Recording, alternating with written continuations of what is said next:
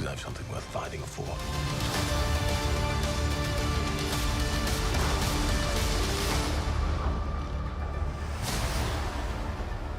Thor: Love and Thunder is the latest MCU film and the second Thor film directed by Taika Waititi. But how was the film? Thor enlists the help of Valkyrie, Korg, and his ex-girlfriend Jane Foster to fight Gore the God Butcher, who intends to make gods extinct. I was very much looking forward to this film, and not really because it was a Marvel film. I know that in this channel I say I really love the MCU, and I do, but honestly, Phase 4 has been kind of disappointing. It is nowhere as good as the Infinity Saga or their phases in the Infinity Saga. The only thing I've absolutely loved from Phase 4 is Spider-Man No Way Home and Loki. Those are the only two things that I've absolutely loved. Everything else has just been okay. I don't think they've made anything bad so far. Everything's just been okay. The reason I was excited about this was really because of Taika Waititi. I think Thor Ragnarok is one of the best films in the MCU franchise, and Taika Waititi is just a creative and very funny filmmaker these days. And I love Chris Hemsworth. The trailers look funny. There's more about the filmmaking than a Marvel movie that made me excited about this film. So how was Thor: Love and Thunder? I had a great time with this film. I had a blast, actually. I didn't know what I was really expecting because Taika Waititi said this is the weirdest film he's ever made, which I think he's made weirder. But I had a great time with Thor: Love and Thunder. Is it perfect? No. It's not as good as Ragnarok. I do think it's better than Thor and Thor: The Dark World, but it's nowhere as near as good as Thor Ragnarok. That film was incredible.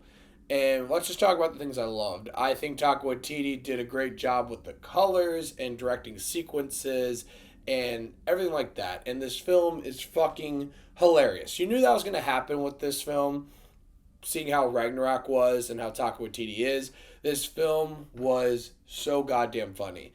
It really is Marvel's first rom-com. I keep seeing that online, and I can agree with that. This is straight up a rom-com in some areas, which I think will probably upset some people, but I think it really works for this film. And I gotta talk about Chris Hemsworth because I just love that they have unlocked this comedic version of Chris Hemsworth. I know they already did with Ragnarok, but here he really shines. He shined in Ragnarok, and he shines here again. Chris Hemsworth is fucking hilarious. He is so goddamn funny. He has great comedic timing. He's a great comedic actor, but also at the same time, he's more than just a comedic actor. He can really play those emotional moments as well. And he was outstanding here. Natalie Portman is back, and she was great. She's one of the best parts about this film. She is Thor. I won't talk about it because it's spoilers, but I think you know from the trailer that she's Thor, and I didn't really understand how that would work. I never read any of the comics or anything like that. The reasoning for her to be Thor in this makes a lot of sense, and it really works. It's really the heart of this movie. It's Natalie Portman and Chris Hemsworth, and it really shines. It's great. But another part of this film that I love was Christian Bale as Gore. His character was great. I understood his motivation, why he's doing things he does, and he's a menacing presence. He actually feels like a threat that they can't stop, and he's menacing on screen. And Christian Bale gives a great performance. Taika Waititi said this is one of the better Marvel villains, and I agree. But the problem is, I wish he was on screen more. I wish we got more Christian Bale. So I guess we'll get into my issues now. There was not enough screen time for Christian Bale, and honestly, there was not enough screen time for Natalie Portman. And I think the biggest issue with Thor: Love and Thunder is the runtime. It is way too short. It's way too short. This is one of the shortest MCU films in runtime. It is less than 2 hours. It's like an hour and 50 minutes. And that somewhat surprises me. I'm not saying that your Marvel film or your superhero film or your rom-com needs to be over 2 hours long, but this film had so much going for it.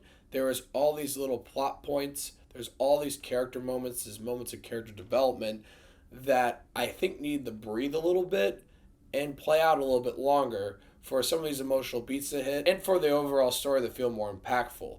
Everything happens way too fast in this film. I feel like that overall it's a great time. I had a lot of fun, but I think if you drag some of the stuff out, it could have been great. It could have been on the same level as Ragnarok. And because the runtime is so short, sometimes the story gets a little tangled, a little disjointed, a little messy, especially towards the end. And I think how you fix that is making the film a little bit longer. Because there are moments with Natalie Portman that I do think need to be dragged out a lot. And there should have been more Christian Bale. I can't say that the longer runtime was sacrificed for like a sequence for a joke. Because I think overall the film, how the story progresses, the jokes are thrown in there and the sequences make sense for the overall story. And I can't say that they sacrificed runtime for that because the film's already short. It seems like they just took it out for no reason at all. This movie should have been at least 130 minutes long. I think this movie should have been about 20 minutes longer. And it, like I said, it would have been on the same scale as Ragnarok and one of the better MCU films because the overall story, I think, is great. There's a great emotional message there.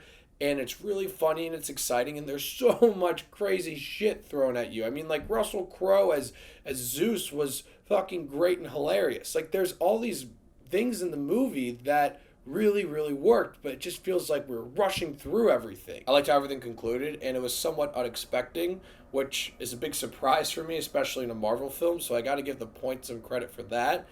Overall, Thor Love and Thunder was a great time. I've been seeing online that people want to hate the film already, and it's not even out yet. I thought it was a great time. I think if you liked Ragnarok a lot, you're going to like Thor Love and Thunder. It's not as good as Ragnarok, but that's honestly a hard feat to beat. I think that you have to go in this film expecting just a funny, fast-paced time with some emotional beats. And I think you're going to love it. Especially with Chris Hemsworth being great, Natalie Portman, Christian Bale, everyone doing a great job. The movie's insane. I just wish it was a little bit longer. If you love Marvel, if you love Thor, if you love Taika Waititi, I think you're going to have a great time with Thor Love and Thunder. I'm going to give Thor Love and Thunder 7.5 Davey Daves. Out of the Phase 4 movies, this is probably my third favorite. I think Spider-Man No Way Home is my favorite, and then Shang-Chi's my second favorite, and then this is probably my third favorite. I'd honestly probably lower the scores of Doctor Strange and Black Widow and Eternals more than I think about those films. I don't like those films as much as when I first saw them.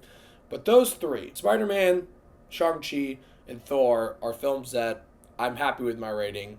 I actually wish I gave Shang-Chi maybe a higher rating. It's me just talking in circles now. All I'm saying is I think it's a good time. I think it's my third favorite Phase 4 Marvel film. I think it's better than Doctor Strange that came out 2 months ago. Go see Thor. You won't be disappointed.